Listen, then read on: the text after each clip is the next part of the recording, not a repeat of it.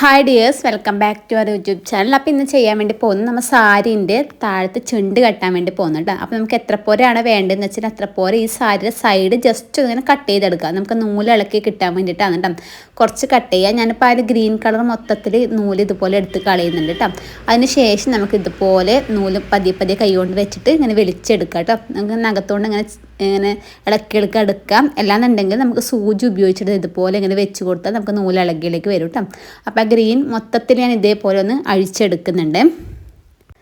ഇതിപ്പോൾ നമുക്ക് ഒരു ലെയർ കെട്ടുന്നുണ്ടെങ്കിൽ നമുക്ക് ഇത്രയൊന്നും ആവശ്യമില്ല. ഞാനിപ്പോൾ 2-3 ലെയർ ഇങ്ങനെ കാണിക്കുന്നതുകൊണ്ടാണ് കേട്ടോ നമ്മൾ ഇത്രയും നൂലും അഴിച്ച് കളയുന്നത്. അതിനുശേഷം ഇത് ഇതുപോലെ ജട കെട്ടാണ്ട് നോക്കണോട്ട് നമ്മൾ അത് അഴിച്ചെടുക്കുന്ന സമയത്ത് ടൈം എടുത്തിട്ട് മെല്ലെ മെല്ലെ ചെയ്തെടുത്താൽ മതി.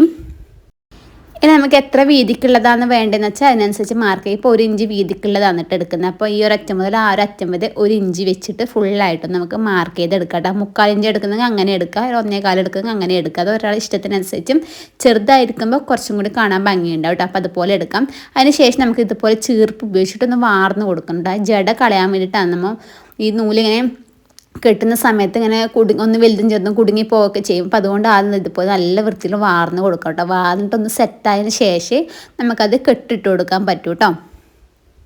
ഇത് ഞാൻ ചെയ്യുന്നതല്ല കേട്ടോ. കോളേജിലെ മിസ്സ് ചെയ്യുന്നതിൻ്റെ ജസ്റ്റ് ഒരു വീഡിയോ എടുത്തുന്നേ ഉള്ളൂ. അപ്പോൾ അവരെങ്ങനെയാണ് ചെയ്യുന്നത് ഇതുപോലെ ജസ്റ്റ് നന്നായിട്ടൊന്നിങ്ങനെ വാർന്ന് ജടയൊക്കെ കളയാം. അതിന് ശേഷം നമ്മൾ ആ 1 ഇഞ്ച് മാർക്ക് ചെയ്തില്ല, ഇത്ര പോലെയാണ് ആ 1 ഇഞ്ച് വരലും. ആദ്യം നമുക്കത് ആ 1 ഇഞ്ച് വരയിലിട്ട് നമുക്ക് ചെറിയൊരു കുറച്ച് വലിയ സൈസ് സൂചിയില്ലേ, ആ സൂചിയൊക്കെ ഉപയോഗിച്ചിട്ട് ഇതുപോലെ ഇങ്ങനെ പിടിക്കാൻ ഇതുപോലെ പിടിച്ചതിന് ശേഷം ആ ഒരു പോർഷൻ നമുക്ക് കെട്ടിട്ട് കൊടുക്കുക. അപ്പോൾ ആദ്യം കറക്റ്റ് എല്ലാം ലെവൽ ചെയ്ത് പിടിക്കുക. പിടിച്ചതിന് ശേഷം ഇത് ഇതുപോലെ ഒന്നിങ്ങനെ ഫോൾഡ് ചെയ്തിട്ട് ഈ ഒരു സൂചി കൈയിൻ്റെ ഉള്ളിലേ വിരലിൻ്റെ ഉള്ളിൽ വീഡിയോയിൽ കാണാൻ മനസ്സിലാവുമല്ലോ, വിരലിൻ്റെ ഉള്ളിലേ കൂടി ഇട്ടിട്ട് ജസ്റ്റ് ആ ഒരു ത്രെഡ് ഇങ്ങനെ താഴത്തേക്ക് വലിക്കുമായിരുന്നു. എന്നിട്ട് കൈ നമ്മൾ അവിടെ നിന്ന് ഇളക്കാൻ പാടില്ല.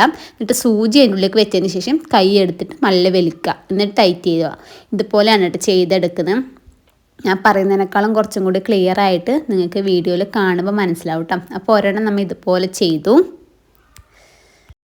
അപ്പോൾ ഇതേപോലെ തന്നെ നമ്മൾ ഫുള്ളായിട്ട് ഈ ഒരു അറ്റം മുതൽ അപ്പുറത്തെ അറ്റം വരെ നമ്മൾ ഇതുപോലെ ആദ്യം ഒരു ലെയർ മൊത്തത്തിൽ ചെയ്യാം. അതിന് ശേഷമാണ് എൻ്റെ താഴത്തെ ലെയർ നമ്മൾ ചെയ്തെടുക്കാൻ വേണ്ടി പോകുന്നത് കേട്ടോ.